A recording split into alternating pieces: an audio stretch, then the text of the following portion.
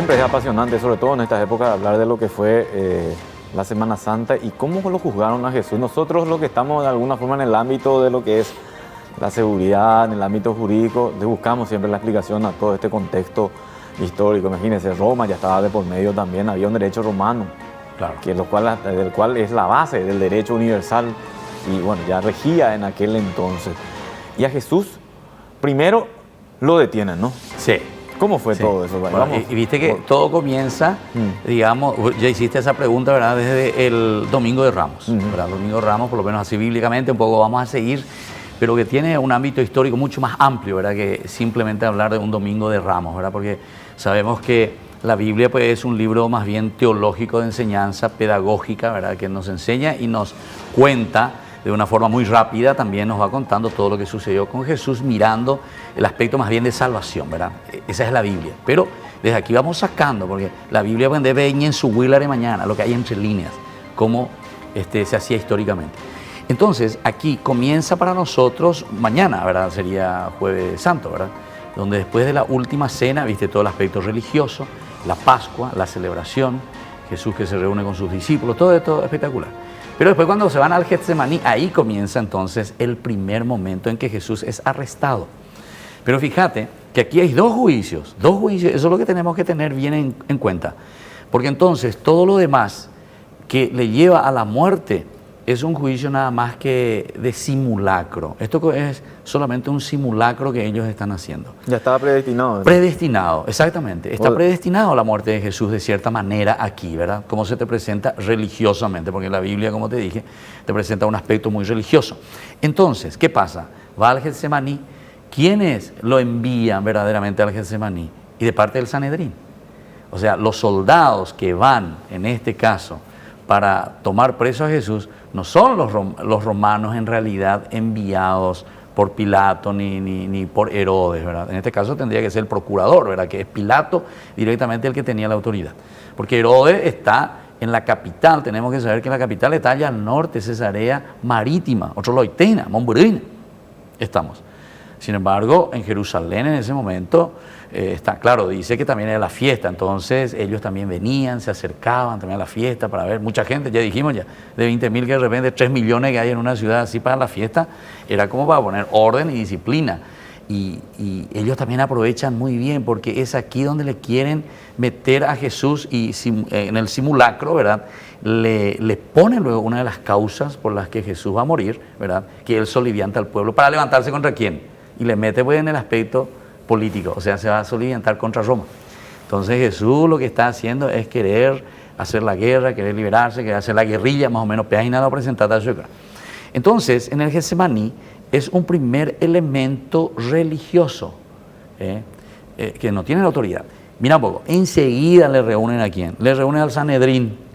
El Sanedrín en realidad no tenía ninguna autoridad porque era alguien que tenía poder ciertamente para juzgar, pero en el aspecto religioso. Es como nosotros ahora tenemos esta cuestión de la doctrina de la fe. Si vos, cuestión de la fe mía dentro de la iglesia, está diciendo cosas que no van, entonces no, ya lo, ¿qué pasa? Mira que esto es la fe, así es el dogma. Bueno, el Sanedrín era un poco así. O sea, llamaba y decía a este personaje, ¿verdad? Y ahí es donde va a entrar y que le dice, ¿cierto que tú eres el Hijo de Dios? Ah, primer elemento. ¿Cierto que tú eres el Mesías? Ah. Entonces, ahí ya le están condenando por el aspecto de la blasfemia. ¿Sí? Pero ellos van buscando elementos, como estábamos diciendo en ese primer bloque, ¿verdad?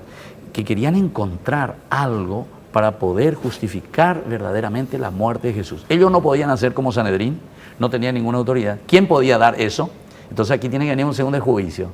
Y el segundo juicio es el juicio entonces que sí o sí tiene que hacer desde los romanos. Y ahí entonces principalmente está Pilato. Pero ¿qué pasa? Pilato, nosotros vemos en el relato que en ningún momento dice, pero ¿cuál es cuestión? Esto es una cuestión religiosa. Yo pico le iba a matar por eso a un tipo así. Si esta es una cuestión que sea Dios, que sea Mesías. Eso es una cuestión de ustedes, del judaísmo. Para Roma no le interesa eso. Y entonces es allí donde después nosotros leemos también, ¿verdad? Cómo viene toda la cuestión de la ilegalidad, ¿verdad?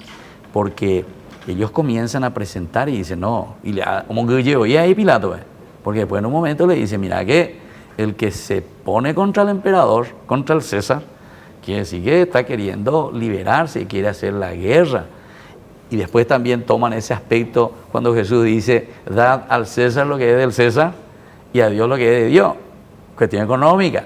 Entonces también eso le echan en cara, ¿verdad? Y le dicen a Pilato, entonces, si tú te haces amigo de este tipo, le liberas, entonces quiere decir que vos no estás con el César. Vaya a votar. Y ahí entonces el otro también no quiere perder su puesto, él es procurador, el tipo no quiere perder su platita, también él está en una situación así, bien difícil. Oye, yo puedo ir para IT. O sea que aquí al mismo tiempo en que él tiene que dar la posibilidad, porque él sí podía decir lo que dijo pues al final. Entonces, nada, llévenlo y crucifíquenlo. Pero él se lava las manos y todas esas cosas, ¿verdad? Pero ahí pues ya entra el otro juicio más bien teológico, el otro juicio religioso, ¿verdad? Como nosotros entendemos la Biblia. En otro pasaje aparece luego la mujer, ¿verdad? Viene y le dice, mira que yo soñé, que esto, que aquello, pero siempre esta es una lectura más bien religiosa, ¿verdad? Pero eso que vos me estás preguntando en el sentido así de un juicio verdadero, aquí hay una ilegalidad de punta a rabo. O sea que ellos no podían ajusticiar a Jesús en la cruz. No había ninguna posibilidad. Tiene que ir inventando. Incluso fíjate, cuando le hace pasar, ¿verdad?, a los que testifican, porque tiene que haber alguien que testifique. Sí. Dice, según el derecho romano, que los testigos, por lo menos 2 o 3, tienen que estar de acuerdo. Mira que el Evangelio te escribe luego, dice, iban pasando, testificando, y ninguno se ponían de acuerdo. Vamos a ver, que ninguno se ponía de acuerdo, ninguno. Porque por lo menos tiene que haber 2 o 3 que se ponían de acuerdo para que ese juicio tenga validez. Y entonces Pilato también al final diga, bueno, hay razón para condenarlo, ¿verdad? Pero por eso los evangelistas te escriben bien para decirte que Jesús era inocente, que en ningún momento ninguna de estas causas que ellos estaban alegando eran válidas. Por ejemplo, mira un poco, le dice, toman esa palabra, dice que Jesús va a destruir el templo y que en 3 días lo va a construir. Esas son cuestiones religiosas, ¿verdad? Cuestiones teológicas, que ellos, entre comillas, nosotros podemos decir así, no están entendiendo, ¿verdad? Y ellos se toman de eso. Mirá, este es un subversivo, va a venir y va a destruir todo. Es como que quiere quemar. No, Jesús no estaba hablando de esas cosas, ¿verdad? Estaba hablando de su cuerpo, dice luego después el evangelista. Te vuelve a especificar. Y que en 3 días lo voy a reconstruir de su cuerpo, que después él resucitaría, ¿verdad? Entonces aquí 2 elementos tenemos, religioso y el verdaderamente político. El tema del tiempo de juicio. Hablamos que fue un juicio sumario. Así como se presenta en el tiempo litúrgico, ¿fue, padre, o fue mucho más? No, y sería el tiempo litúrgico, o incluso sería casi menos, antes de 24 horas. ¿Ya le condenaron? Antes de 24 horas. Así como está, y cómo tuvo que ser. Y esto sí que históricamente tuvo que ser antes de 24 horas. Te explico por qué. Porque comienza, viste, a la noche. Primero, luego a la noche nadie podía juzgar a nadie. Claro, porque a él lo detienen después de la última cena, después ¿no? Lo que conocemos nosotros como la última cena. Así mismo. Y lo llevan. La cena de la Pascua, ¿verdad? Que es del judaísmo, ¿verdad? Y lo llevan directo a juzgarlo. Lo llevan a juzgarlo, pero en el sentido religioso primero. Viste que va a la casa de Caifás. Ah, en la casa de Caifás. Caifás primero se va. Allá viene el Getsemaní, va bajando, pasa el Cedrón, lo vuelven, que es muy cerca de donde tuvieron la última cena. Ahí está la casa hasta ahora, ¿verdad? Muy interesante el lugar. Ahí está la iglesia que se llama La Negación de Pedro, ¿verdad? Interesante, porque ahí está la casa de Caifás. Ahí donde le toman a Jesús, lo dejan en la prisión a la noche. Imagínense, es una cosa bien difícil, verdaderamente, lo que se hace, porque imagínate el Sanedrín era un equipo, ¿verdad?, de personas muy importantes en el sentido religioso. ¿Y el Sanedrín? Y que en un día de fiesta, a esa hora, tenga que reunirse. Quiere decir que ya era un complot bien organizado. ¿Y ellos se autoconstituyen en un tribunal, en un jurado? Ellos eran, en realidad, pero en el sentido religioso. Pero lo hacen en el sentido jurídico. Exactamente. Pero ellos también, entre comillas, vamos a decirle, respetan de cierta manera, porque ellos saben que no pueden darle la muerte, ellos no pueden condenarle. Religiosamente no le pueden llevar a la cruz. Entonces, por eso que después utilizan y le llevan y le presentan a Pilato. Pero Pilato dice, pero este tipo, por cuestiones religiosas, yo no le voy a colgar a un tipo, no le voy a crucificar. Señora, no, por su cuestión religiosa. ¿Qué me interesa lo que dice este tipo, que es su Mesías, que es su rey? que es su rey, ahí ya le suena un poquitito ya algo. Pero mira que él dijo que no hay que pagar al César la cuestión monetaria. Mira que él está sublevando al pueblo, que se van a poner contra los soldados. Él es el que quiere liberar verdaderamente a Israel del dominio de los romanos. ¿Viste? Ahí ya entramos en cuestión política. Ahí ya estamos en cuestión. Y entonces, lo que ellos están haciendo es echarle, ¿verdad?, la culpa, como decimos nosotros, a Jesús. Y ahora entonces te presento a vos, Pilato, y te digo, mira que esto está sucediendo. E intervení que ñandé, ayucá que ñandé, o hacerle desaparecer a este tipo, a Jesús en este caso, porque si no, vamos a morirnos todos. De ahí viene también esa famosa frase, dice, es mejor que muera uno que todo el pueblo. Uno que muera por todo el pueblo, ¿verdad? Y entonces es un, como dijiste, sumario. Y te estaba diciendo, ¿verdad? Comienza la noche, durante toda la madrugada, lo tienen preso. Enseguida, ¿por qué enseguida ya le presentan a la mañana ya? Imagínate, decíamos que más o menos unas 3 millones de personas se movían en esos días por Jerusalén. Gente que venía de todas partes, la Pascua judía. El templo pues era el lugar donde todos tenían que reunirse. Vos cumplís 12 años y ya tenés que ir a Jerusalén, al templo, aunque sea una vez al año. Interesante. Ahí entendemos muchas cosas también de lo que leemos en la Biblia. Jesús, ¿te acordás a los cuántos años se pierde en Jerusalén? A los 12 años, ¿viste? Pero con la cantidad de gente que había todos venían, porque era el único lugar, Jerusalén, donde se tenía que reunir el pueblo para esas fiestas. Bueno, y entonces lo hacen sumario, rapidísimo, a la noche, que la gente no se dé cuenta. Ellos primero lo hacen. Y lo presentan. ¿Por qué le presentan a Pilato también a la noche?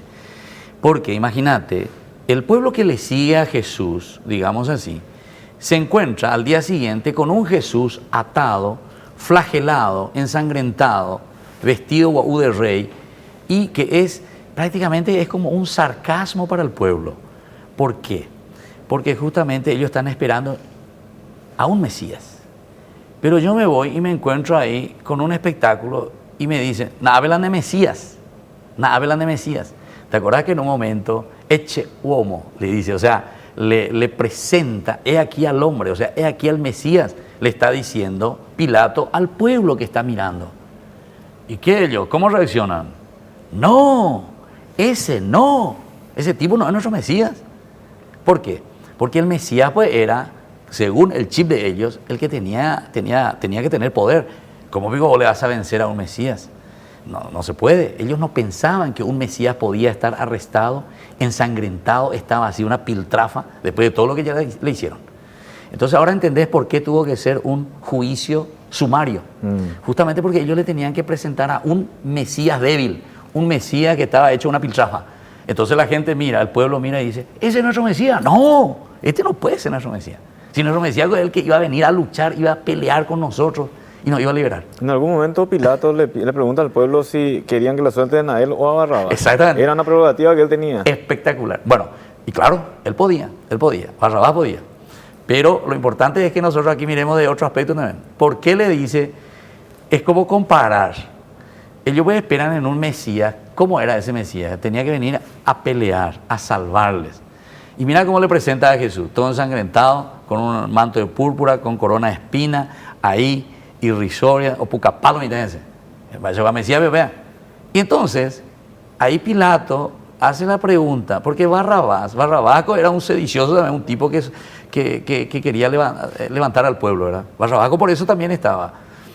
En realidad no es solamente Jesús el que por primera vez se presenta ahí como Mesías. Antes de él, muchos se presentaban y se consideraban como Mesías. Yo vengo a salvar a Israel, ¿verdad? Yo vengo a salvar a mi pueblo, ñañona y nota, pero todo en un sentido muy humano, ¿verdad? Sin embargo, Jesús te presenta otro mesianismo, ¿verdad?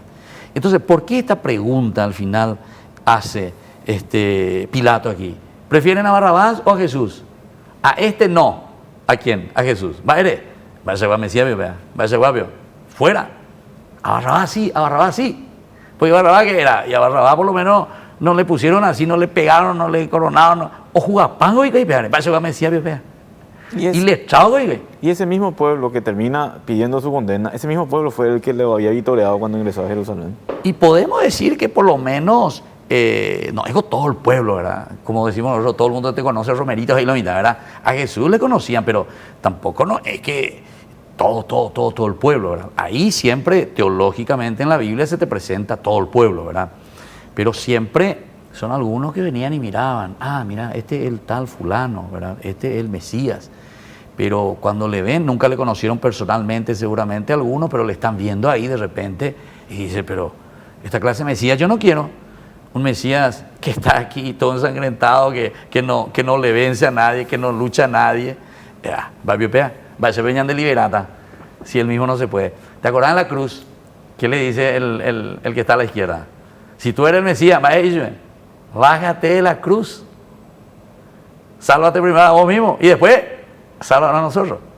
Ese no se refiere tanto, ¿verdad?, al hecho de que está en la cruz o lo que sea, ¿verdad? Eso se refiere al sentido mesiánico. ¿Qué es lo que verdaderamente significa ser un Mesías, ¿verdad?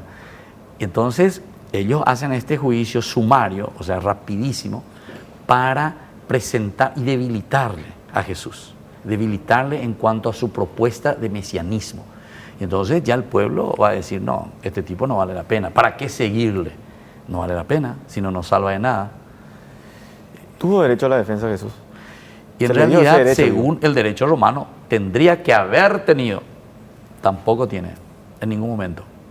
Incluso esa pregunta, ¿verdad?, que le hace ahí, pero esto es desde el mismo sumo sacerdote, o sea que es más bien, en el juicio religioso, pues no podríamos entrar tanto a buscar alguien que le defienda en el juicio religioso, ¿verdad? En todo caso, podría haber tenido, ¿por qué? Porque tenía con muchos seguidores, y muchos seguidores podían venir en el sentido religioso.